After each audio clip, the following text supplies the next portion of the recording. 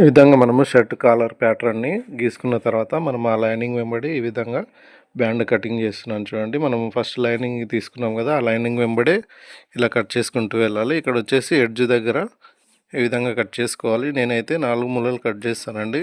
చాలామంది రౌండ్గా కూడా తీసుకుంటారు, అలా కూడా తీసుకోవచ్చు, ఎలాంటి ప్రాబ్లం ఉండదు.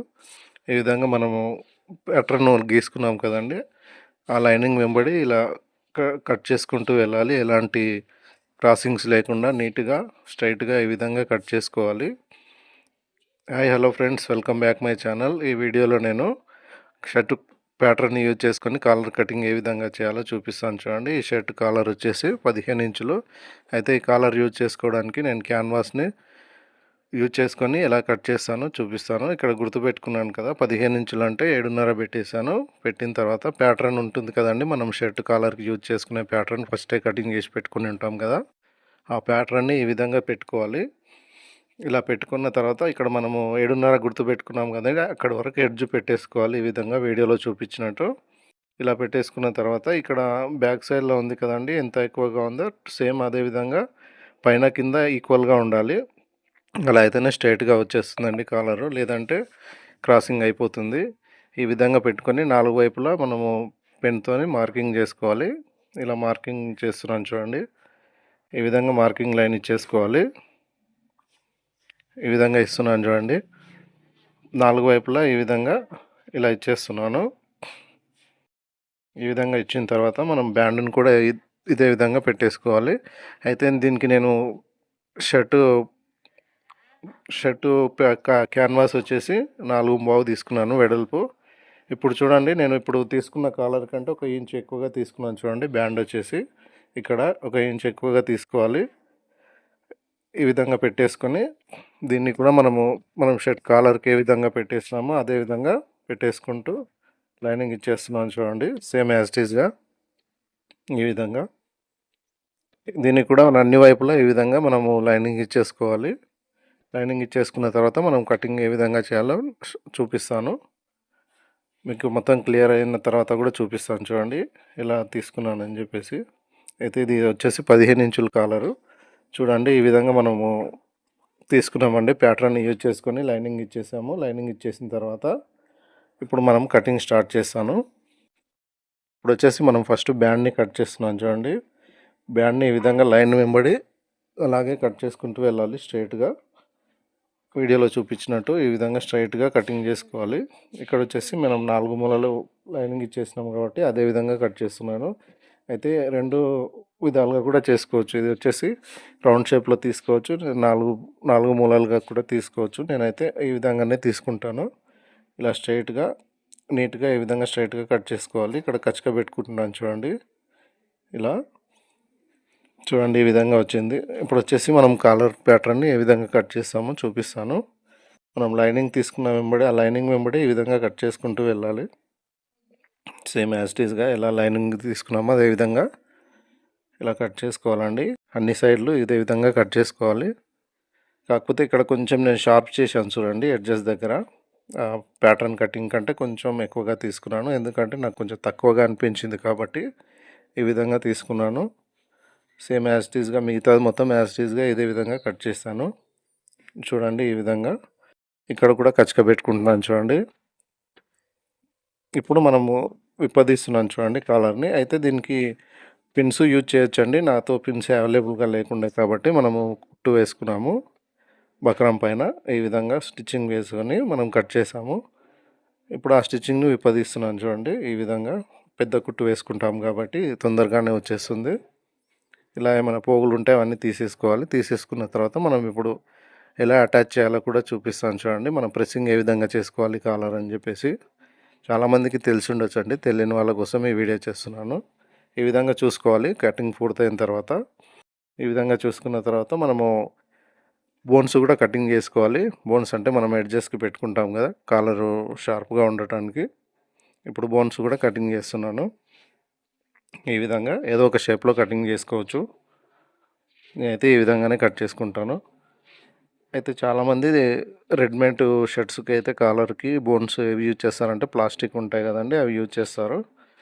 మనకు అంత అవసరం లేదు కాబట్టి ఇలా నేను కటింగ్ చేసి పెట్టుకుంటాను. ఈ విధంగా ఇలా డబుల్ బోన్స్ కూడా యూజ్ చేస్తుంటాను. చూసారు కదండి, మనం ఇప్పుడు కాలర్ కటింగ్ అయితే అయిపోయింది. ఇప్పుడు మనము ఏ విధంగా ప్రెస్ చేసుకోవాలో చూపిస్తాను మీకు. క్లాత్ని తీసుకున్న తర్వాత దాన్ని ఒకసారి మనము ఐరన్తోని ఈ విధంగా ప్రెస్ చేసుకోవాలి. క్లాత్ని వచ్చేసి ఏమైనా ఫోల్డ్స్ ఉంటే కూడా క్లియర్ అయిపోతాయి కాబట్టి మనం కాలర్ని ఈ విధంగా పెట్టి ప్రెస్సింగ్ చేస్తాము. అయితే కాలర్ ప్రెస్ చేసేటప్పుడు 4 వైపులా మనకి మాయ ఉండేలా చూసుకోవాలండి. అది మనము కాలర్ మేకింగ్ చేసేటప్పుడు యూజ్ అవుతుంది. నేను చూపిస్తాను అది కూడా మీకు. ఈ విధంగా కాలర్ని ప్రెస్సింగ్ చేస్తున్నాను. ఇక్కడ 4 వైపులా మనకు మాయ ఉండేలా చూసుకోవాలి. ఇంతకుముందు మనం బోన్స్ కట్ చేసినాం కదండి, ఆ బోన్స్ని కూడా యాడ్ చేస్తాను చూడండి, మీకు చూపిస్తాను. అయితే ఇక్కడ క్యాన్వాస్ని వచ్చేసి మనము వాటర్లో నానబెట్టిన తర్వాత కట్ చేసుకుంటే ఇంకా నీట్గా ఉంటుందండి. ఎలాంటి ప్రాబ్లం లేకుండా టైట్గా ఫిట్ అయిపోతుంది. కాకపోతే మనం వాటర్లో ఏమీ నానబెట్టకుండానే ఈ విధంగా కట్ చేస్తున్నామండి. అలా చేస్తే ఇంకా బెస్ట్ ఉంటుందని చెప్పేసి మీకు చెప్తున్నాను.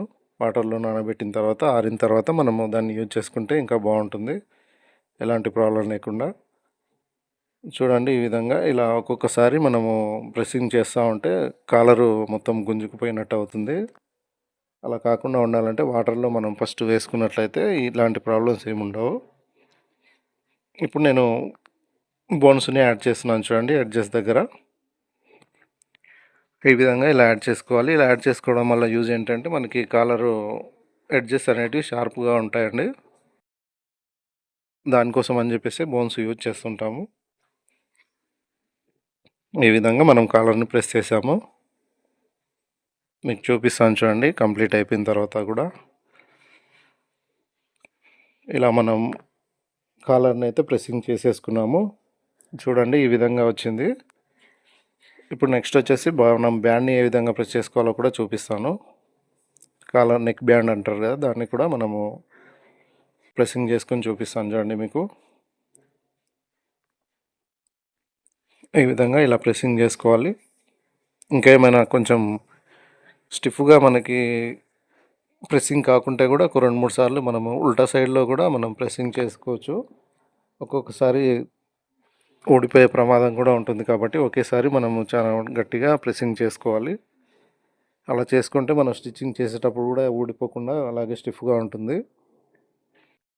అయితే దీంట్లో స్టిఫ్ క్వాలిటీ కూడా ముఖ్యమండి. ఇలా మనము చేసేటప్పుడు స్టిఫ్ మంచి క్వాలిటీ స్టిఫ్ యూజ్ చేసినామంటే ఎలాంటి ప్రాబ్లం లేకుండా ఉంటుంది.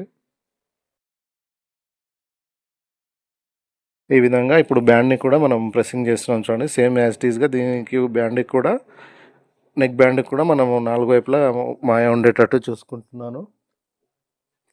ఈ విధంగా ఇలా ప్రెస్ చేసుకోవాలి. అయితే ఇది ఒక్కొక్కసారి క్లాత్ గుంజి పడుతుంది కదండి, అలా గుంజి పట్టకుండా చూసుకుంటూ మనం ఇలా, నాకు ఫస్ట్ టైం ఈ విధంగా ప్రెస్ చేసినప్పుడు మొత్తం క్లాత్ గుంజి పట్టేసింది కాబట్టి మళ్ళీ తీసి మళ్ళీ అతికిస్తున్నాను.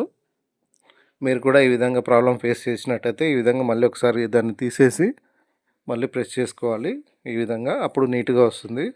నేనైతే ఇదే విధంగా చేస్తానండి. మీరు ఏ విధంగా చేస్తారో దానికి ఏమైనా సొల్యూషన్ తెలిసి ఉంటే చెప్పండి. ఈ విధంగా మనము 4 వైపులా ఇలా కట్ చేసుకోవాలి. మాయ ఉంచుకొని కట్ చేసుకుంటున్నాను. ఇక్కడ మనం కింది సైడ్లో వచ్చేసి దాన్ని మడుచుకుంటాం కాబట్టి దానికోసమని మాయ వదిలేసాను. ఇక్కడ మనం కాలర్కి అటాచ్ చేస్తాం కాబట్టి ఇక్కడ కూడా మాయ అవసరం ఉంటుంది. చూడండి, ఈ విధంగా ఇలా చేశాను.